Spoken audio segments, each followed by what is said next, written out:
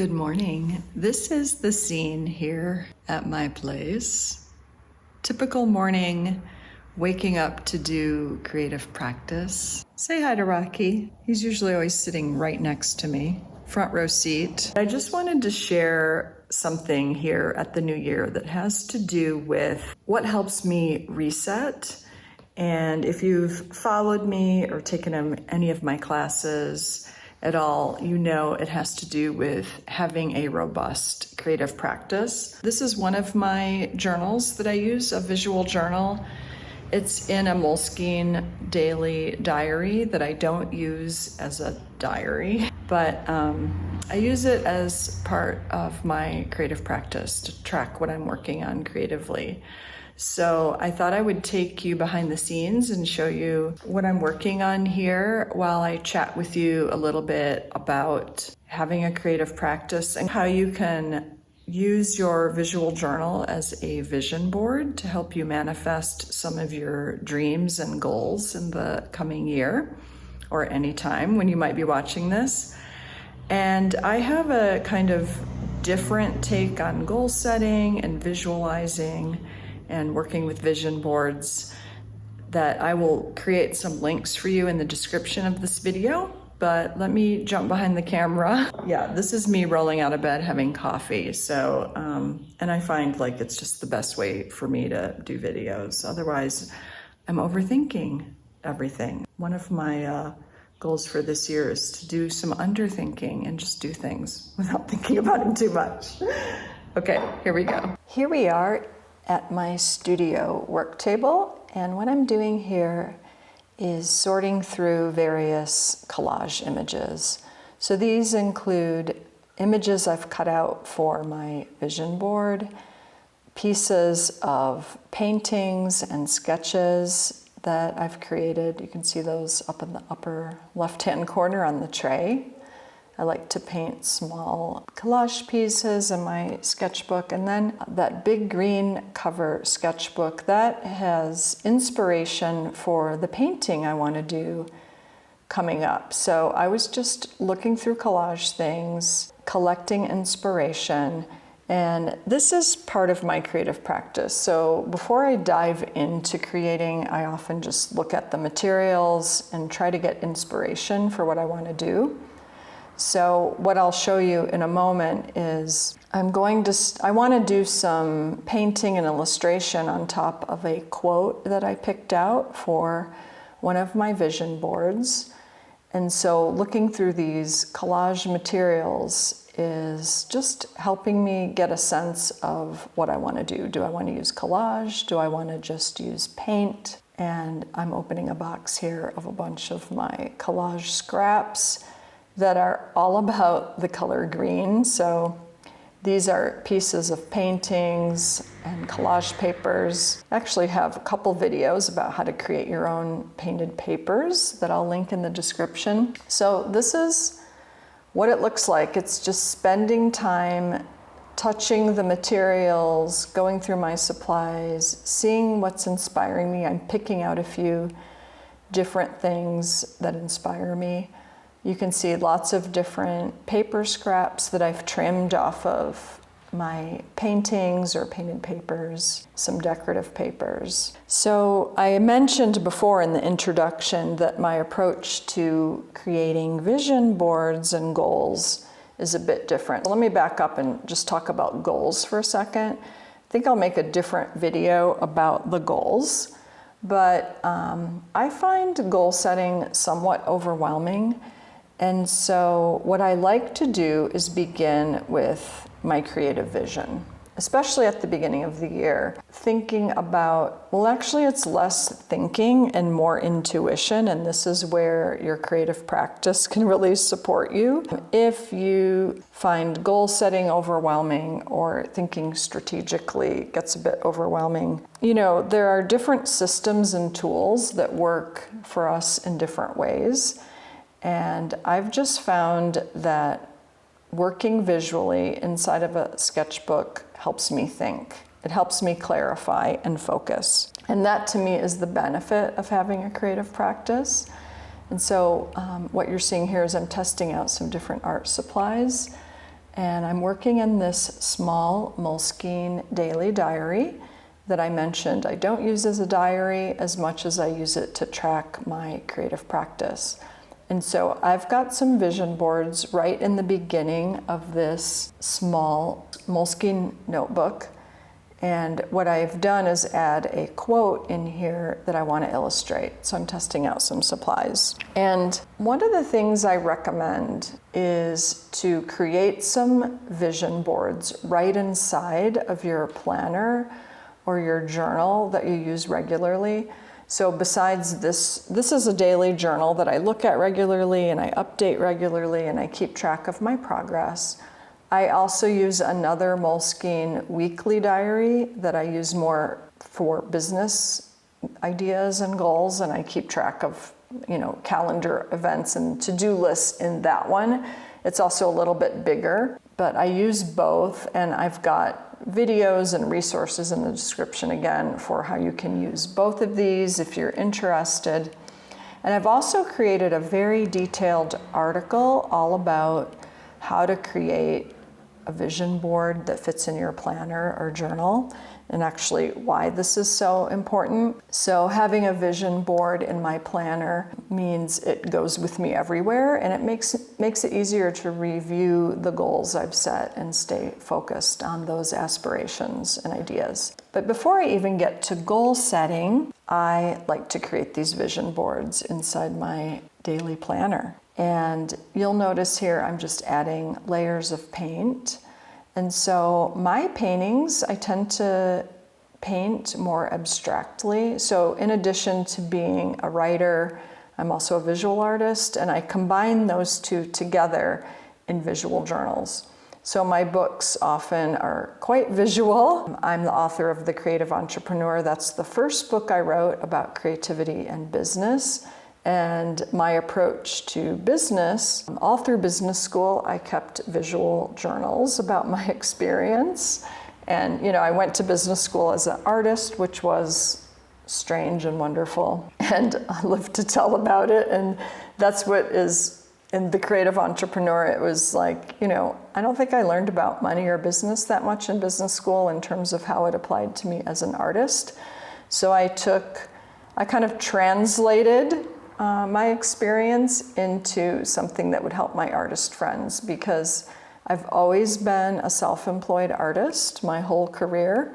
For decades now, I've always made a living doing what I love, doing creativity, doing art, and teaching creativity as a creative practice.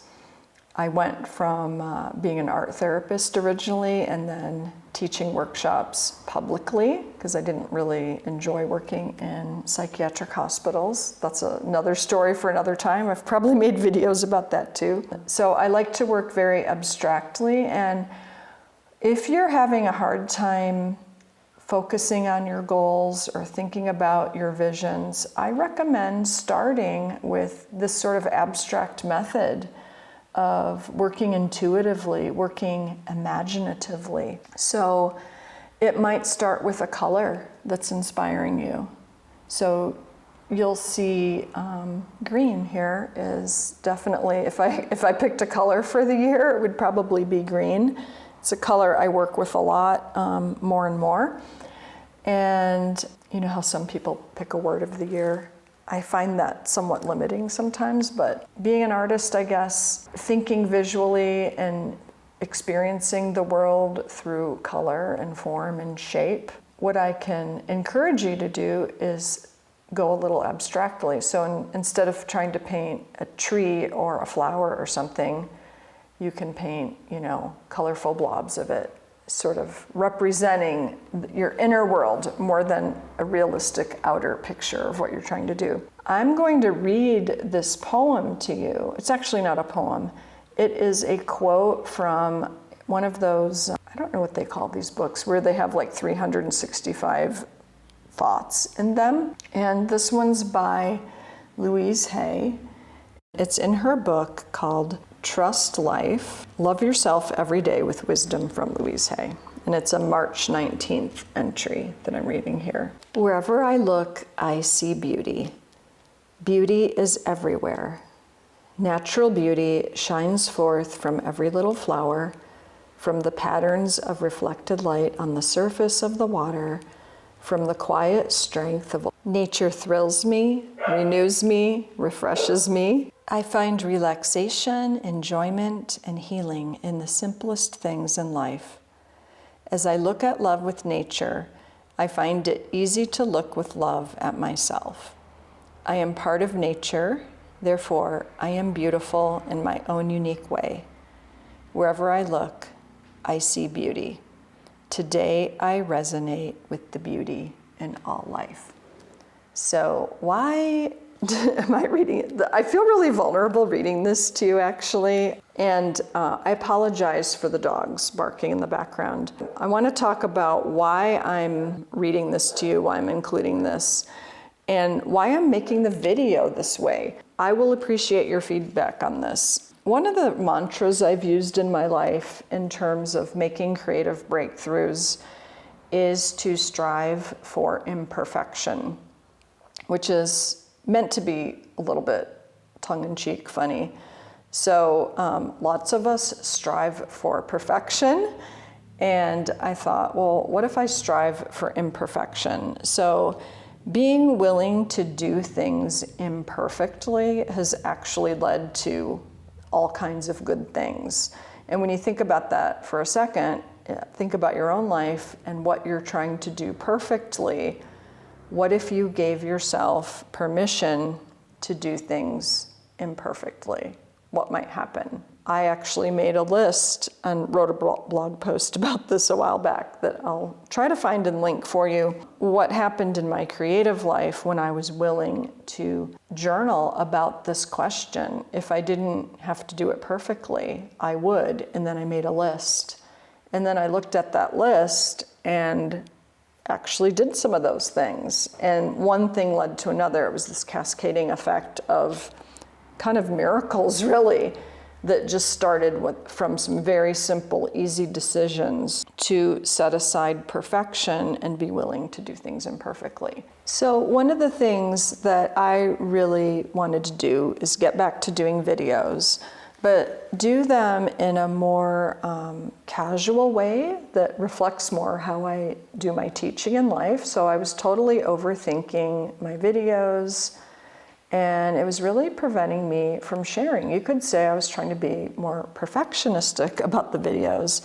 And I noticed that the videos from people sharing their creative process that I really enjoy the most are quite imperfect and kind of showing them working and doing voiceovers like this while they're working, while sharing ideas, instead of just looking at a camera and talking. So this is an experiment, and I'll be curious to hear from you if you're finding this method helpful, if it's supportive of you. It would really be like having a conversation with me if you came over to my art studio and we were sitting across the table from each other and you were working in your visual journal and I was working in my visual journal, kind of an art date, if you could think about it that way. This idea on resetting your creative life. I think it's really helpful to find something that inspires you. So it could be something visual that inspires you that you could cut out in collage and put in your journal as a vision board. And again, I have a link in the description to how to create vision boards that fit in your planner that I think you'll find really helpful. And also back to this quote, or finding a quote or poem. One of my favorite ways of all time of doing journaling is to start with reading something that inspires me. And so over the years, I've collected hundreds, thousands of quotes, bits of poems. So those find their way into my journals. And I use these quotes or poems or ideas that I collect from reading and use them as a jumping off place for my own creativity. And so there was something about that Louise Hay quote that it felt like it encapsulated who I want to be and what I want to focus on in the coming year.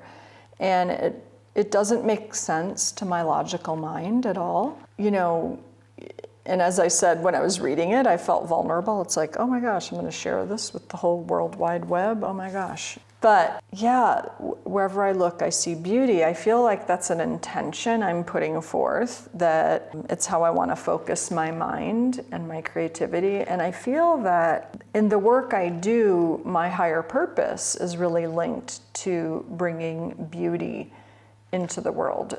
Not just through creating art, but inspiring other people to do their own art and to tap into what beauty means to them. So beauty is completely subjective. It means different things to different people. And nature has always been a place I go to recharge my batteries and refresh myself. And it's why I live in a mountain community, in a rural mountain community. I just love being surrounded by trees and mountains and streams and birds. It is so rejuvenating and refreshing to me. And even though I live in that, there's more of that I want to express. And the beauty and magic, I think, that comes from visual journaling and pulling colors and words and images and abstract ideas together in one place is, as you're doing it, if you're allowing yourself to be free in it, it's not going to make sense to the logical mind. And that's because we're using our imagination, we're creating. And so, you know, trying to analyze it and figure it out is being more in editorial mode. And writing definitely can be that. So if you've tried creative writing and you're writing, you know it's really hard to write. It's impossible to write and edit at the same time. You really have to do those two things separately. So I hope you're inspired to look for a quote or an image that inspires you to start your visual journal creative practice. And I feel like this way of working is what I'm most inspired by. This is how I always work. What you're seeing here on my work table and what I'm kind of trying to ad-lib for you in this voiceover, this is how I work. Playing with different art supplies, testing out different materials. What you're seeing here, I'm trying out these gouache gel paints. Those are what you see in the little cups up there. I think it's called jelly gouache or something like that. And I wanted to try these because I thought these might be really great paints to work inside of a visual journal. I usually use different types of paints inside of my sketchbooks and visual journals, but I wanted to just try these. And so this is actually my first time trying them. And now I'm adding some matte medium to them because I add matte medium to my acrylic paints. And so I'm just testing out to see how these are going to work. And I'm also taking notes on what I'm doing on a scrap piece of paper. And these scrap pieces of paper will become collage material in the future. So I always take notes when I'm working. And these notes end up in paintings or end up in other visual journal pages. But if I don't keep track of what supplies I'm using, I'll look at that piece of paper later and go, oh, I like that. I wonder how I did that. What kind of paint was that? Or what kind of materials was I using? So I keep notes on the back of the paper or on the paper. And it's just so satisfying to play with paint. So that's what I'm doing here. You know, the beauty of a visual journal and what makes it such a private experience is that it's really going to only mean something to you. You can look at what I'm doing here and put your own meaning into it, but because there are none of my own words in here, you're not really seeing my journal entry. You're not knowing what my thought process is, except that I'm sharing it with you right here on video. But I love working inside sketchbooks because it's such a private way to have a creative practice. You can close the book when you're done. This is what I talk about all the time on my website and in my videos, how you can have a creative practice that really supports you to explore your creativity for a tool of well-being, personal growth, exploring your spirituality. It's really putting your inner life on paper, whatever is going on in your inner life, And since you can close up these sketchbooks and put them away, it's very private. So this new year has me thinking a lot about underthinking and imperfection and sharing from the heart. There's so much that I'm interested in experimenting with and doing in my creativity, in my creative practice, in my art practice. And there's kind of this big unknown, like if you go for a hike and you're out in the wilderness and you see a vista, you're in the experience in nature, hiking and walking, but you might not know where that path is taking you. And that's how I feel about creativity. I've spent a lot of time in the wilderness, actually, off the grid and in the backcountry. And it's beautiful and terrifying at the same time. And that's how I feel like diving into one's own creativity can be. It's super exciting, but it can be very intimidating and terrifying and scary. And so how can it be easy to confront that huge void of the unknown? I think that's what's scary about the wilderness too. There's just so much unknown, and you're by yourself a lot, which is, something true about creativity. It's something we're really doing on our own. So the idea of following the fun here is something else I'm leaning into in this new year. So yeah, I'm starting a lot of new things, and they're not quite yet formed into specific goals and strategies. And so I do my goal setting, coming back to what I was talking about at the very beginning of this video. I don't even approach my goal setting until after I've worked visually in my visual journals. Yeah, I'm just looking at what I'm doing here. Yeah, seeing the colors. So the colors I did on the cover of that sketchbook were done with totally different paints, and I'm noticing, I got some of the same type of colors using these jelly gouache paints. So yeah, I don't set goals until I've worked visually. And it's like a way of priming my creative mind. And I don't know if you experience this, but traditional linear logical goal setting strategies work for lots of people, but they don't work for lots of us. We need to approach it. To me, I think of it like approaching it through the side gate of the garden, like tiptoeing up to my goals. Yeah, you can see this painting process, if you try it, it can be incredibly relaxing. It certainly is fun. It's so enjoyable. And it allows my intuition and creativity to rise up to the surface. And it allows my true desires to kind of come into the foreground. If we're being too strategic, I feel like the shoulds can really get in the way of the creative process, what we want to create in our life. And I by the way, I think the most ultimate work of art is you in your own life. It's not about hanging pictures in a gallery. It's about creating your own beautiful life, how you want it to be, knowing what you're in control of, what you can be in charge of. And so when I begin my goal setting process without goals, but rather doing a vision board, it helps me clarify what's really important to me and what values that I want to bring to the forefront, what I want to focus on. So I think I will leave it at that. I feel like I've talked your head off. This has been longer than I thought it might be. But again, if you found this helpful, I would love to hear your comments. I'd love to hear about your experience with goal setting or creating vision boards.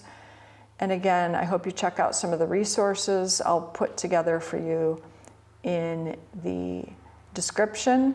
And thank you for bearing with me with some of the sound issues that I was having with dogs and living in noisy Mexico. I appreciate you being here with me so much. And we'll see how this goes. This is all an experiment, and I really appreciate you being here with me. Thank you.